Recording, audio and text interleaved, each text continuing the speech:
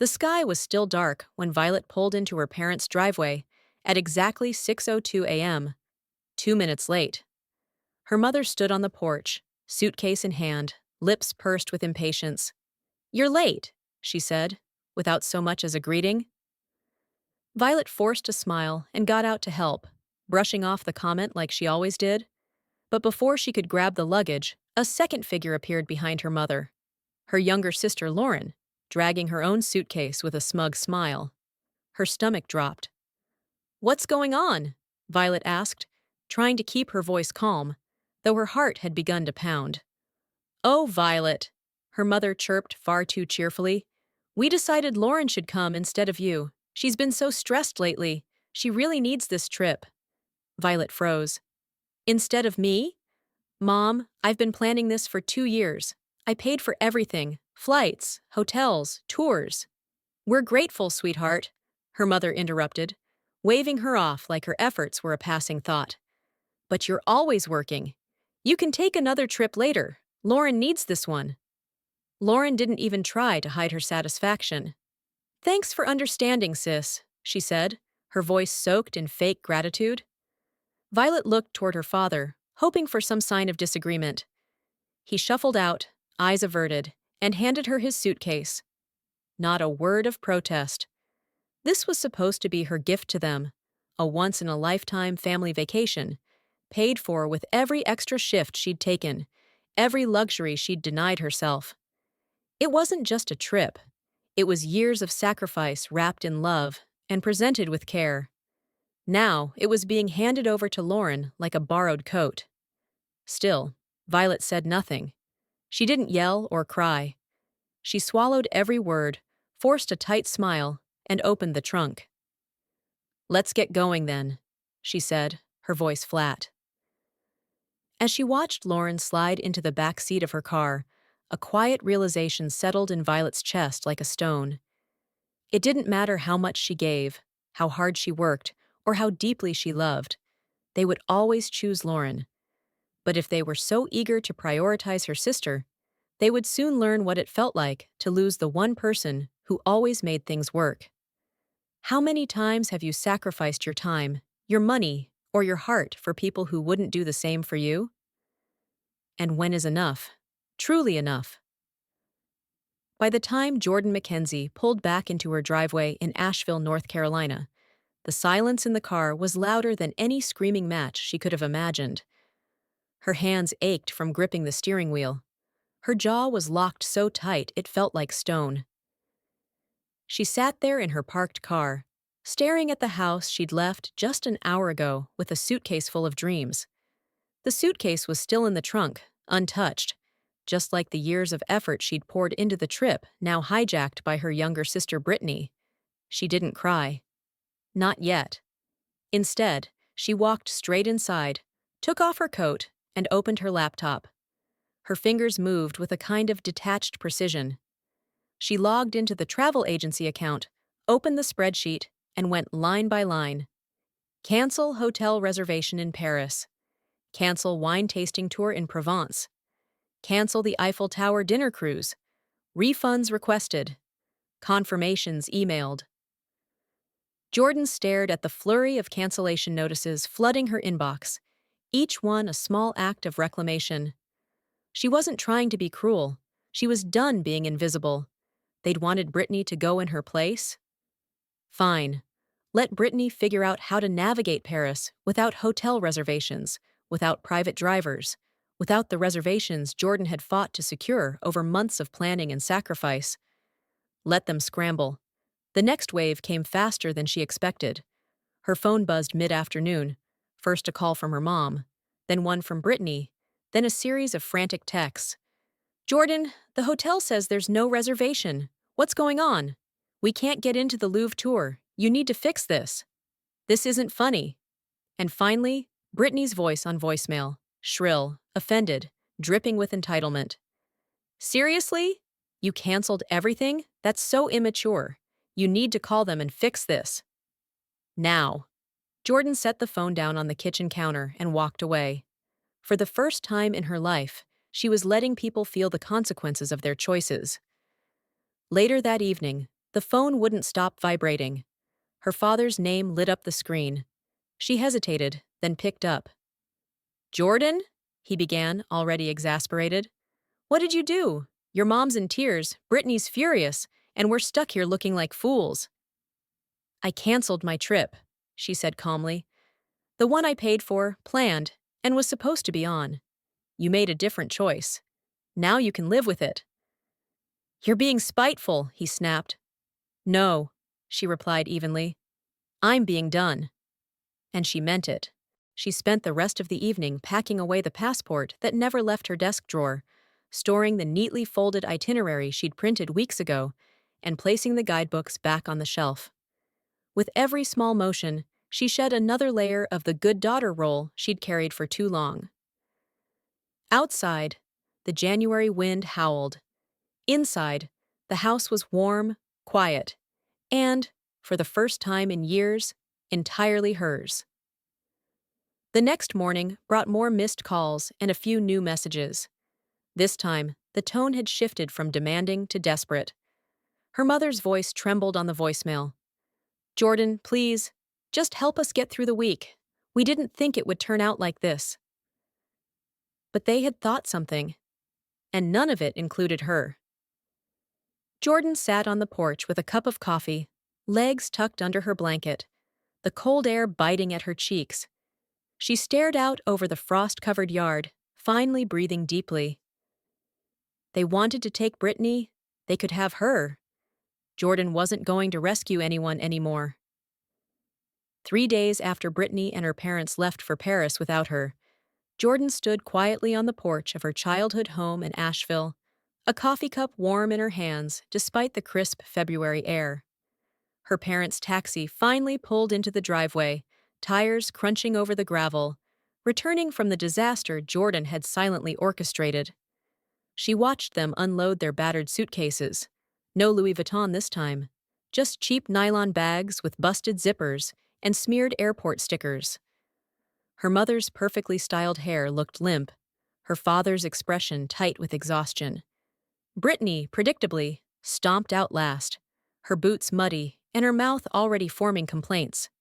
"You think this is funny, Jordan?" Brittany snapped as she slammed the trunk closed. "The hotel was a dump. We couldn't even get clean towels." "I'm so glad you made it back safely," Jordan replied, not moving from her seat on the swing. Her mother threw up a hand. "Don't be smug. We spent the entire week scrambling. No one spoke English at the place we found. The cab drivers overcharged us, and every restaurant you didn't reserve was booked out." Jordan didn't flinch. "You wanted the trip without me. This is what that looks like." "Don't twist it," her mom shot back. "We thought Brittany needed the break more. You've always been so independent. We assumed you'd understand." "Understand?" Jordan set her coffee down on the table beside her. "I paid for every bit of that trip. I planned it down to the minute. Every hotel, every activity. And you decided, without warning, to cut me out and hand it over to Brittany like it was a pair of old shoes." Her dad, who had been silent up to that point, stepped forward. "You could have at least left the reservations. You didn't have to blow the whole thing up. That was extreme." She stood slowly. What's extreme is being replaced like I was never meant to be part of it. What's extreme is watching my own family tell me, through their actions, that I'm never the priority." "You're being dramatic," Brittany scoffed. "And you're being entitled," Jordan snapped, her voice sharp now. "You walk around like everything will be handed to you. You've never had to work for anything. That trip wasn't a gift card you picked up on the way to the airport. It was 2 years of me skipping vacations, doubling shifts, living modestly, because I wanted to give our family something special." The words landed heavy. Even her mom looked shaken, but old habits died hard. "It was one trip," she muttered. "It's not like we don't appreciate you." "You don't," Jordan said, cutting her off. "Not really. You appreciate what I do, not who I am. And there's a difference." Brittany huffed. "God, are we done with this therapy talk? You ruined the vacation for everyone." Jordan stepped forward, her eyes steady on her sister. "I didn't ruin anything. You three did when you decided I wasn't worth sitting next to on that plane. Her father looked down. Her mother blinked like she didn't quite recognize the woman standing before her. And Brittany just folded her arms in that signature, bratty pose Jordan knew too well. I'm not here for apologies, Jordan added, grabbing her tote bag off the porch swing. I came to say this. Don't expect things to go back to normal. I'm not your planner, I'm not your buffer, and I'm not your second option. Jordan, please, her mother began, but she was already walking down the steps. As she reached her car, her dad called out, You're still family, you know. She turned her head just once. Then maybe you should start acting like it. The door closed with a solid, satisfying thunk. She didn't speed off. She didn't slam the gas in anger. She simply drove away, leaving behind the worn-out roles she'd played all her life. Peacekeeper, provider, fixer. That evening, back home, Jordan poured herself a glass of red wine, opened her journal, and wrote just one sentence. I'm not going back to who I was. She didn't need their approval. She needed her own freedom. For the first time in years, Jordan McKenzie woke up without a pit of dread sitting in her chest. The house was still. No missed calls from her mother. No passive-aggressive texts from her sister. Just the hum of the heater and soft morning light pouring in through the curtains of her modest two-bedroom home on the edge of Asheville.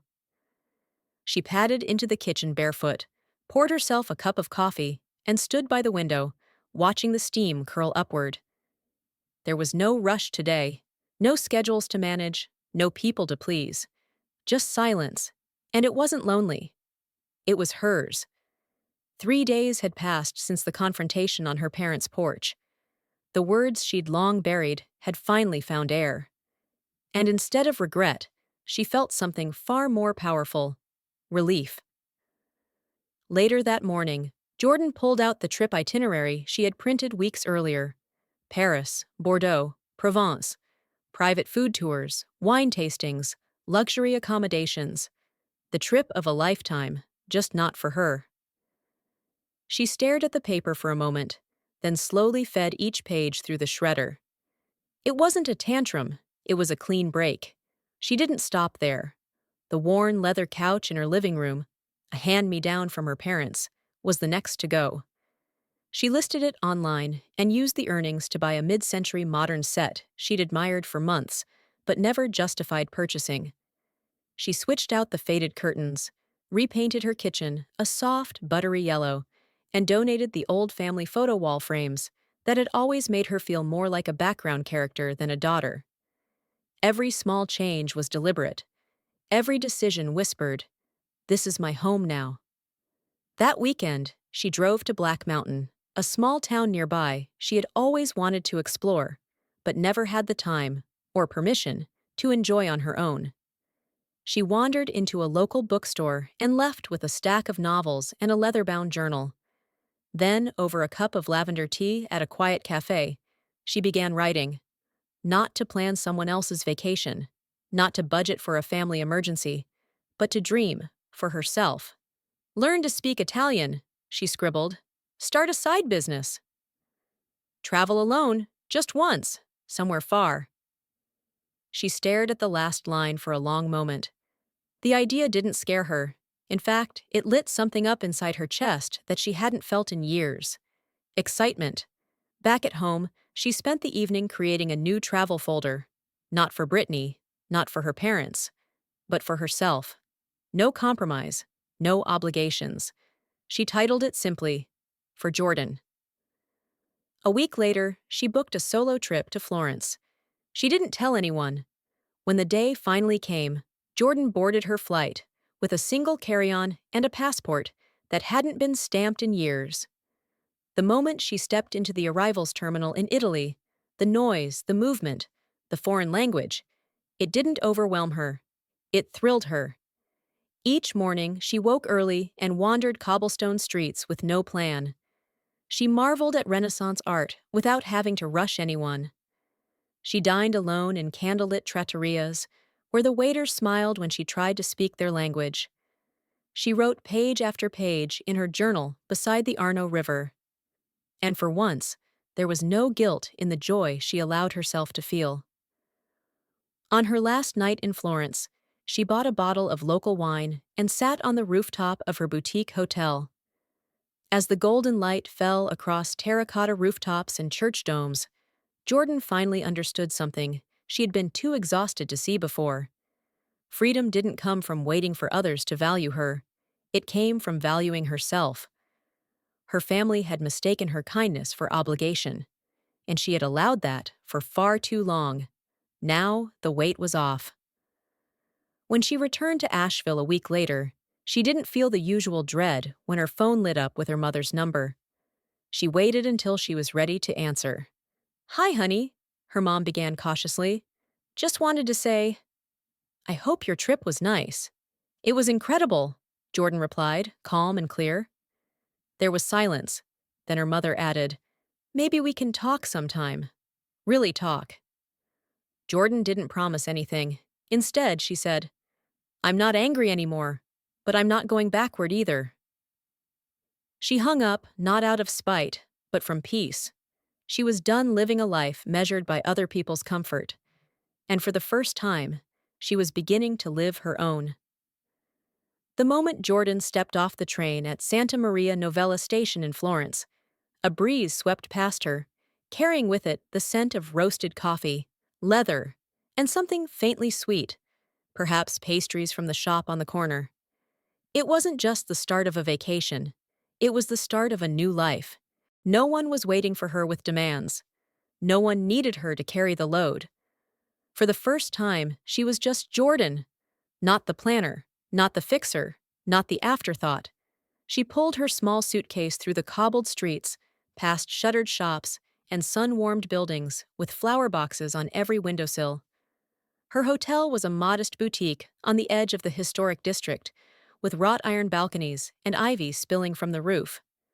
The woman at the front desk welcomed her with a smile that didn't carry expectations, only hospitality. After checking in, Jordan didn't rush to unpack or organize an itinerary. Instead, she sat by the open window, letting the sounds of the city wash over her, the hum of scooters, the laughter from a nearby cafe, the occasional bell tower chime. Freedom, she thought. It didn't need to be loud to be life-changing. Over the next few days, Jordan moved at her own pace. She strolled the Uffizi Gallery alone, pausing in front of Botticelli's Birth of Venus longer than any guided tour would allow. She sipped cappuccinos at sidewalk cafes without checking her phone. She even struck up conversations with strangers, an older woman from Portugal traveling solo after retirement, a bookstore owner who recommended poetry translated from Italian. There was no schedule, no one to impress, and no obligations pulling her back. At first, the solitude was almost disorienting. There were quiet moments in which she reflexively reached for her phone, expecting a flood of messages, complaints, requests, guilt-laced check-ins. But there were none. Her family had gone quiet. And oddly, it didn't hurt. It felt like space. One evening, Jordan hiked up to Piazzale Michelangelo just before sunset. She had heard it was the best view in the city, and the rumors were true. From that hill, Florence looked like a painted dream. Red tiled roofs glowing gold, the Arno River snaking through the city like liquid amber, the Duomo rising proudly against the horizon. She sat on the stone ledge, gelato in hand, and opened her journal. In bold letters, she wrote, "I do not need to be chosen to be worthy," and beneath it, a list of new dreams. Learn Italian, launch a creative business, travel to 5 more countries, dance in public without fear, say no without guilt. She laughed softly, reading the last one twice. That alone would be revolutionary. Jordan didn't travel to prove a point to anyone, not anymore. This journey was never about revenge. It was about reclamation, about taking back parts of herself that had been buried under years of being the one who always made space for others. On her last night in Italy, she dined at a tiny family-owned trattoria in Oltrarno. The owner's daughter, barely 10, brought her fresh bread with a shy smile. A couple at the next table toasted their anniversary, and in that moment, Jordan didn't feel alone. She felt present. She raised her glass of Chianti and whispered, "To starting over." Back in Asheville, her house greeted her like an old friend. It smelled faintly of lavender and clean linens. Her new couch fit perfectly in the living room, and her shelves now held tiny souvenirs from Florence: a painted ceramic dish, a poetry book, a hand-woven scarf. Her phone, once a source of stress, sat undisturbed for hours. Eventually, she scrolled through the messages that had trickled in during her trip. Most were neutral. A few bordered on conciliatory. But none of them had the weight they once carried. The power had shifted. One voicemail from her mother lingered the longest. "Hope your trip was nice, sweetheart. We'd like to talk, if you're open to that." Jordan listened, but she didn't reply. Instead, she went to her kitchen, brewed a cup of tea, and sat on the back porch, wrapped in her new Italian scarf, watching the sun dip below the Blue Ridge Mountains. She had always believed love required sacrifice, but now she was learning that love, real love, didn't demand silence or obedience or erasure. It welcomed truth, and the truth was, she had found herself, not in someone's approval, not in fixing other people's messes, but in saying, clearly and finally, "My life belongs to me." It had been nearly 3 months since Jordan McKenzie returned from her solo journey to Florence. The lavender-scented soap she brought back was nearly gone. Her scarf from the street vendor had become a favorite companion on crisp spring mornings. And yet, the greatest souvenir from that trip wasn't something she could fold or hang. It was the space she had finally claimed for herself. Her family, predictably, hadn't changed overnight. They had reached out more cautiously than before. Texts that started with, "Hope you're doing well," and ended with, "Maybe we could talk." There were no apologies wrapped in tears, no grand gestures of realization, just small attempts, sometimes sincere, sometimes simply habitual. Jordan responded when she wanted to. She didn't ignore them out of spite, but she didn't rush to mend what they had fractured either. She was done playing both the bridge and the burden. One Sunday afternoon, while organizing her home office, her phone buzzed with an incoming call. The screen flashed her father's name. For a moment, she considered letting it go to voicemail like so many times before, but this time she picked up. "Hi, Dad," she said, her voice calm but measured. "Hey, Jord," he replied, his voice quieter than usual. "Just wondering if we could stop by. Your mom and we'd like to talk, in person." There was a pause. "Not to push," he added. "Only if you're okay with it." She hesitated. Part of her wanted to say no, but another part, the one that had finally learned to put herself first, whispered, "You can choose how this goes now." "Okay," she said, "but not today. I'll reach out when I'm ready." That small act, setting the terms, felt like turning a key in her own lock. In the weeks that followed, Jordan didn't avoid the conversation. She simply waited until her footing was firm. She kept taking her photography class every Thursday, a joy she had postponed for years. She met new friends in the hiking group she'd joined and even started planning a weekend trip to Santa Fe. Her world was growing, no longer revolving around the moods and needs of people who once made her feel invisible. Eventually, she invited her parents over on a sunny afternoon in late April. She brewed tea, not because they expected it, but because she loved the smell of chamomile in her home. She didn't clean excessively or prepare a perfect spread. This wasn't about impressing anyone. Her parents arrived together, their expressions guarded but hopeful. The silence stretched as they sat on her new living room couch, one they didn't recognize, one she had chosen entirely for herself. Her mother was the first to speak. "The house looks different." "I like it better this way," Jordan said simply. Her father nodded, then cleared his throat. "We've been thinking a lot since the trip. We handled things poorly, we know that." Jordan didn't rush to comfort them. Her mother continued, "You were right. About how we've treated you, about Brittany. We made assumptions. We thought you didn't need us as much, that you'd understand." Jordan held her cup between both hands, letting the warmth settle into her fingers before answering. I spent years understanding, Mom. Bending, making room, and all it did was teach you to expect it. They looked down, ashamed. She didn't revel in it, but she didn't soften the truth either. I'm not angry anymore, she said, but I'm not erasing what happened. What you did hurt. Not just the trip, but the years of being second. Her father spoke up, his voice rough. We don't want to lose you. You already did, Jordan said, not unkindly. At least the version of me who always came running. The room went still. I'm not shutting you out, she continued. But if we're rebuilding anything, it's going to take time.